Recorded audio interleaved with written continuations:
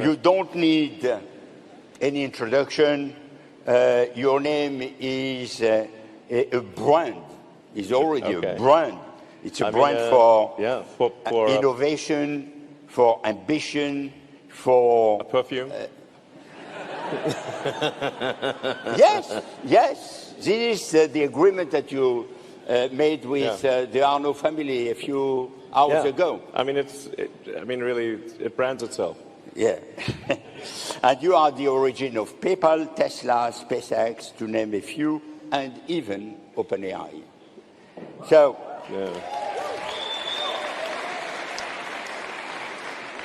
you love taking risks, and you are going always against the tide and the popular wisdom.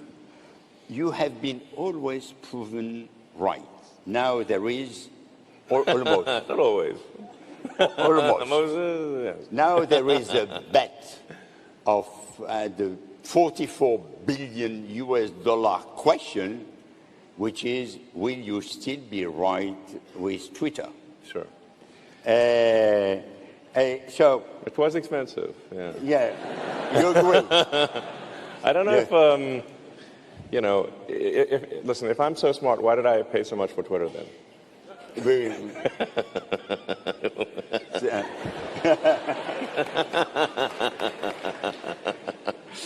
So, as I'm not a journalist, I'm not trying to get headlines and to have provocative response and to make a scoop. But nevertheless, if you wish to do that, it is authorized. Okay, great. So we are expecting that you will really make the show, because everyone comes here to see you, to listen to you, and to get some of the magic that you have. All right. Well, I'm honored that you all want to listen to what I have to say. It's great to see the crowd, and I don't know, you guys seem awesome. So. But you told me that you would like. You said that you would like to speak in French.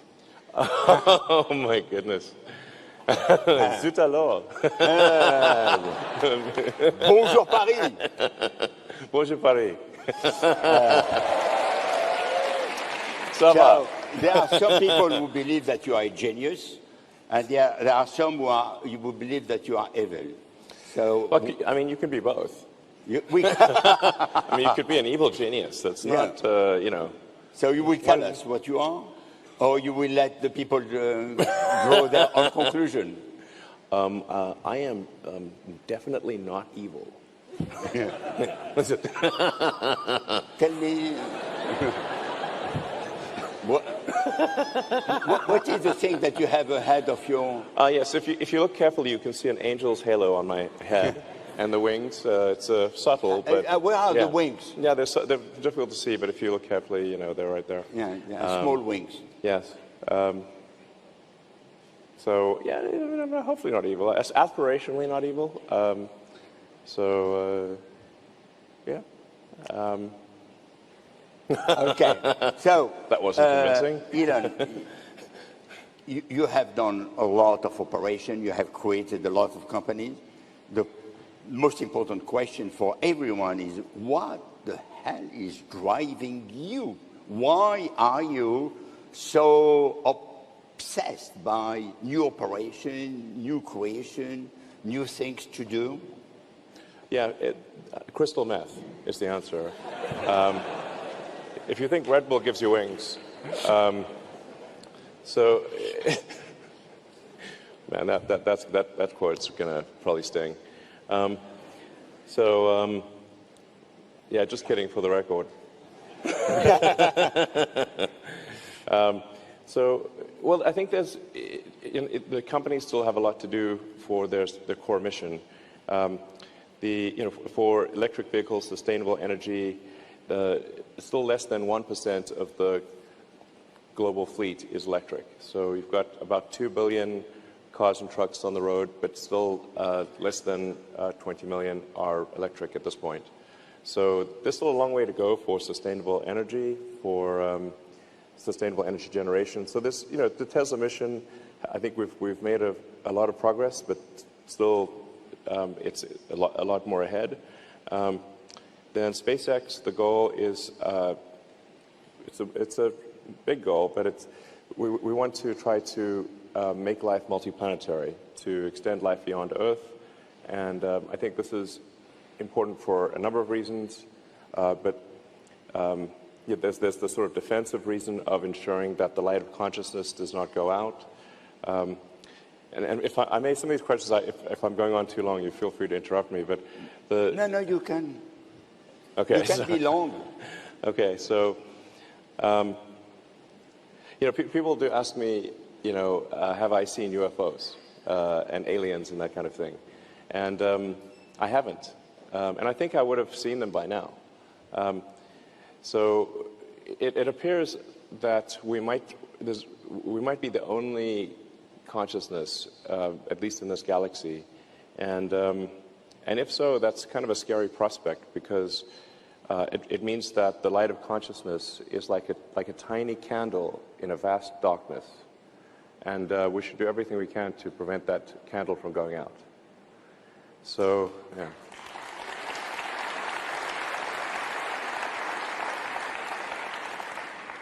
And so some of the things, so that means obviously taking the actions to ensure that Earth is good, that Earth is safe and secure for civilization.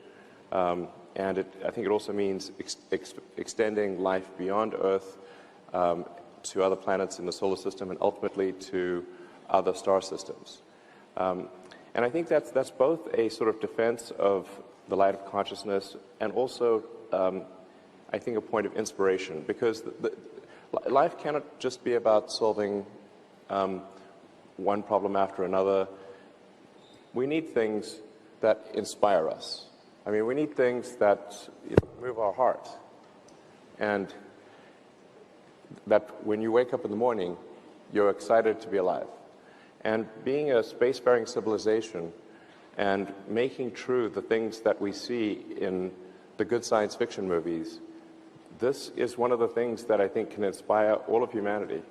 Just like when the astronauts went to the moon in '69, it was something that, they said, for all mankind, and it really was something. You say to any human on Earth, what's like the most amazing thing that humanity has ever done? At least one of those things would be, we went to the moon, and so you want to have these inspiring things that make you excited to be alive and excited about the future. Yeah. And you had those thoughts and dreams when you were a kid, or this came much later on? Well, I didn't think I would be doing these things as a kid, that's for sure. I was interested in technology, and I read a lot of books. So I was obviously interested in science. I mean, this is hardly going to be surprising. I was interested in science fiction and technology. You have to tell the truth, because there is someone who is listening to you, huh? Yeah, my mom's right there. She can call me out on this if it's not accurate. But so I guess the thing that was maybe most significant from a philosophical standpoint was that when I was about maybe 12 or 13, I had somewhat of an existential crisis, where I was like, what is the meaning of life? Is life just meaningless? Why are we here? What does it all mean? And I read a lot of books on religion and philosophy, and then ultimately, I read this book, Hitchhiker's Guide to the Galaxy, which is great. And in that book is really a philosophy book that's disguised as humor. And the point that Douglas Adams makes is that the real difficulty is understanding what questions to ask about the answer that is the universe, and that that really we want to have. It's essentially it's like a philosophy of curiosity. Of saying, well, what can we do to find out more about the nature of the universe and the meaning of life? And so that's the sort of foundational element. And then from there you say, okay, well, if we want to find out the meaning of life, we have to expand the scope and scale of consciousness. We have to go out there and explore the stars to know what questions to ask about the universe and understand the universe. And that's my core philosophy. And so from that, it was like, well, we have to make sure that Earth is good, so we have to have sustainable energy. We want to build technology to travel beyond Earth, and it's from that sort of core philosophy that these companies arise in most cases. You can say, how does Twitter help with that? So I would like to go back to Earth. Sure. And to the various enterprises that you contributed to create or co-created or created. Let's start with PayPal. Sure. A very impressive company. Do you regret to have sold it? I think in retrospect, I think it was good that the company was acquired by eBay because there was so much talent at PayPal, and that talent subsequently went on to create many other companies. YouTube, for example, was created by two people that worked at PayPal. There was LinkedIn was created from PayPal. There was Yelp. There was many other companies. Impressive. Yeah. Yeah, very impressive. Yeah. So, and if I'd been still working on PayPal, then there wouldn't be, Tesla would not be in its current form, and SpaceX wouldn't exist. Yes. So yes, I guess the short answer, yes. The short answer is that yes. Yeah. Yeah. No, but now with you would have loved to keep it again. Well, there is, I think, the potential to do something that is bigger than PayPal. This is sort of like the X, the sort of everything app kind of thing. So I think it's somewhat poetic. Like we're trying to go finish a task that was started about 24 years ago. I think it's going to be useful. X/Twitter is going to be just a very useful thing, and hopefully something that is a positive force for civilization. Moving to Tesla, I have, through one of our operations, done the first advertising campaign for the electric car of GM. That was at the end of the 90s. So can you explain why GM and other car manufacturers have not created Tesla, and why Tesla is successful? What is the difference? You're talking about the EV1, basically, the EV1 car that. So General Motors actually did come out with this electric vehicle one, EV1, and it's. Yes, you remember EV1. Yes. Yeah. Actually, so I thought when that came out. It was 97. Yeah, that sounds about right. Yeah. I expected there would be an EV2, EV3, and so forth. And if they had done that, actually there would be no need for Tesla. But for reasons that aren't clear, GM recalled all of the EV1s, even from customers that really wanted to keep the cars. They recalled the cars and they crushed them in a junkyard. And it still blows my mind that they did this, because the people who had the EV1s, they loved the car so much, they held a candlelit vigil at the junkyard where the cars were crushed. Okay, like it was like someone was getting killed, and it's like, if somebody is holding a candlelit vigil for because they love your product so much, maybe you should make more of it. Yeah. I mean, it's like pretty rare for candlelit vigils to be held for products. So I don't understand why they didn't do more. They should have, and they would be the leader in electric vehicles today, but they didn't. They didn't. And so there was a need for Tesla because at the time of starting Tesla, there were no electric vehicles being made. And so the big car companies were not making electric vehicles. There were no startups that we were aware of making electric vehicles. So it's like, well, we should try. And I mean, in the case of both Tesla and SpaceX, I thought the chance of success was maybe 10%. So it's not like I thought it would be successful. I thought it would fail. Good lesson.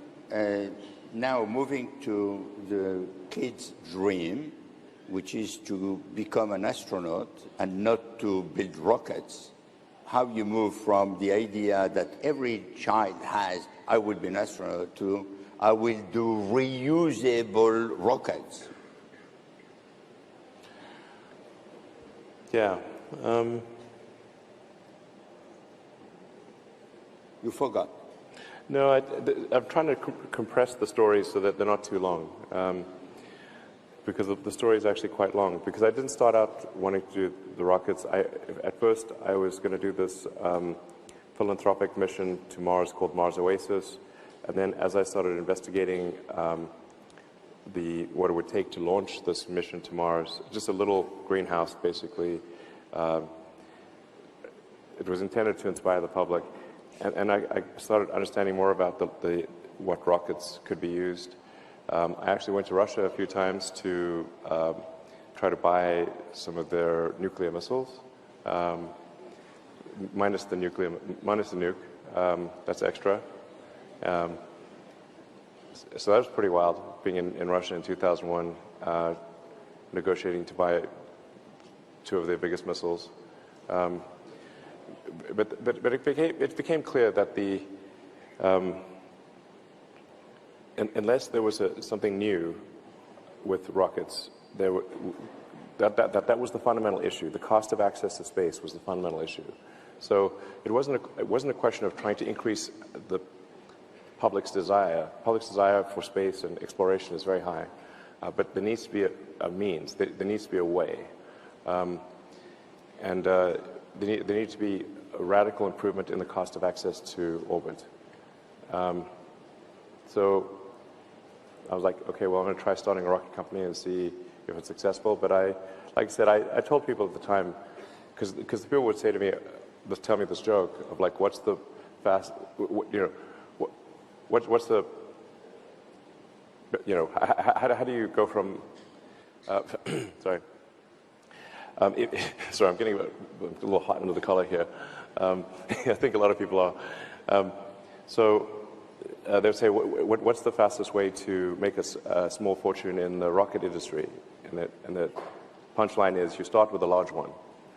So, it was tough going for a while. Our first 3 launches failed. Fortunately, the 4th one succeeded. If the 4th one had not succeeded, SpaceX would not exist. So it was a very close call.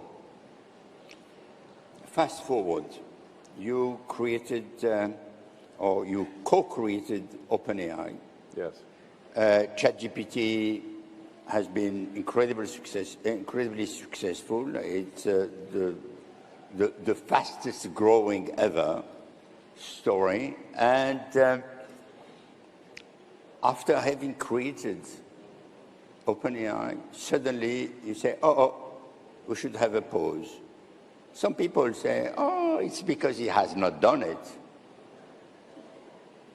Well, I mean, I didn't think anyone would actually agree to the pause, but I thought just for the record, I just want to say I think we should pause.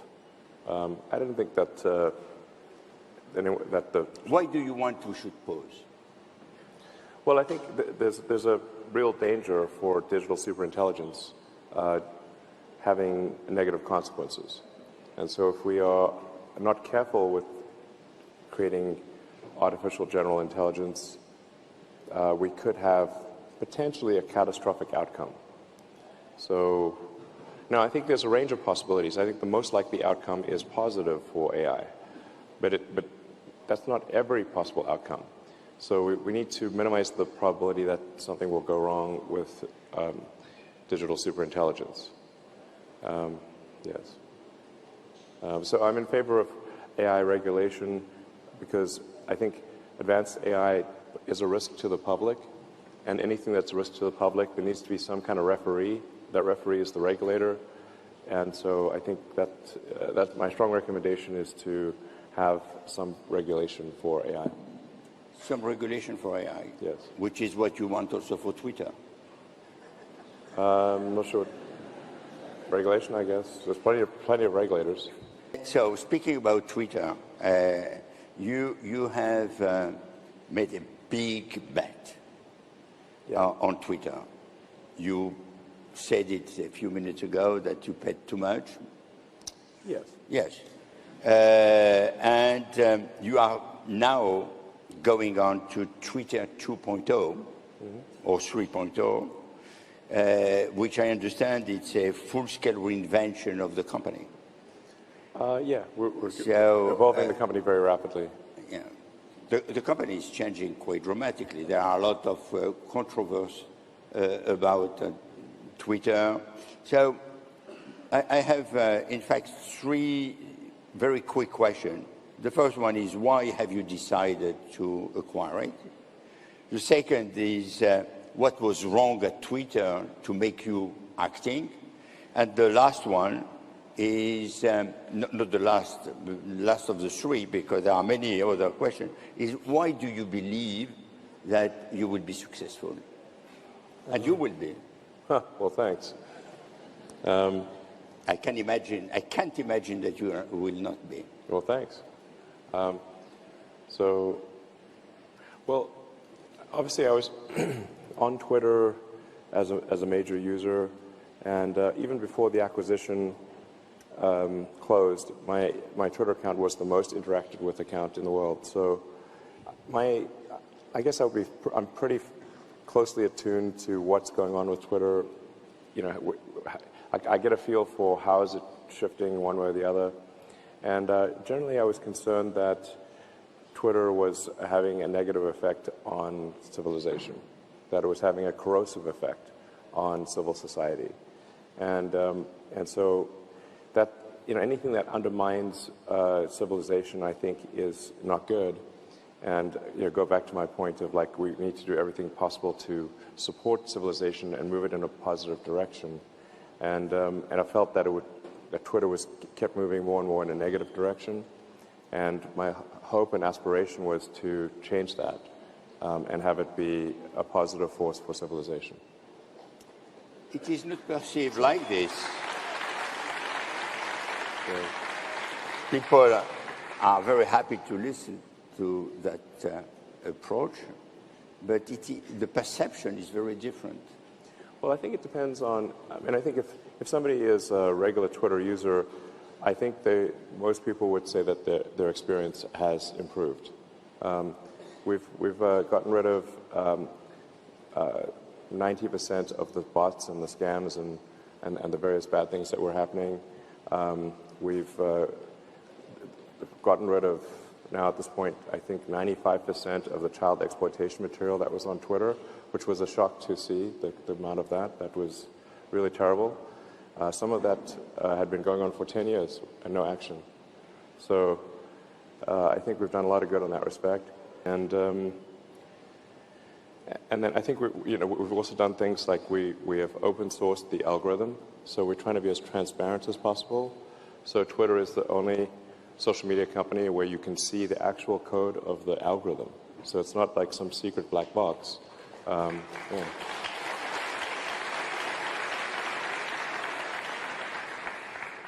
I mean, the way to build trust is not take my word for it. It's let's show you exactly how it works and full transparency. And we're also going to be showing, like, if your account is in any way affected by the Twitter system, you can see it clearly. Just, you know, moving in, I think, a good direction. I think the recommendation algorithm, you know, I don't want to go on too long for Twitter, but I think it's actually quite good, and that those who are on the Twitter system, I think, generally think it's good. You know, we are seeing all-time highs in usage. So at least, you know, for the public out there, they are using the system more. So we're seeing pretty significant week-over-week growth in usage. So the public is speaking with their time, and if they're putting their time on Twitter, that's a very good signal. So that's very positive. What would you say to advertisers who left Twitter to convince them to come back? Yeah, actually, I should say that maybe with a few exceptions, almost all the advertisers have said that they've either come back or they said they will come back. So actually, I feel pretty optimistic about the future. Yeah, so we're really, at this point, I believe, actually I'm not aware of any advertiser that is, they've either come back or they said they'll come back. I'm not aware of any exceptions. There are probably a few exceptions, but overall I think it's very positive. Good. So we will have now a broader conversation. We will ask Christelle Edeman from Orange, the CEO of Orange, to join us, as well as Antoine Arnaud from LVMH, and Asmita Dubey from L'Oréal. We have to move in order that they add the chair, so come here. It's okay. Now, while they are arranging, there is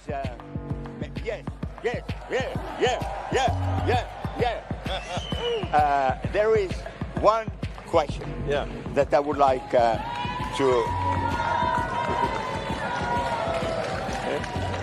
take care. So finally, we are all together again. I had another question, but I will save it for later, and I will give the floor to Christelle Edeman, who is the CEO of Orange, and she is very much excited about putting some harsh, difficult question to you.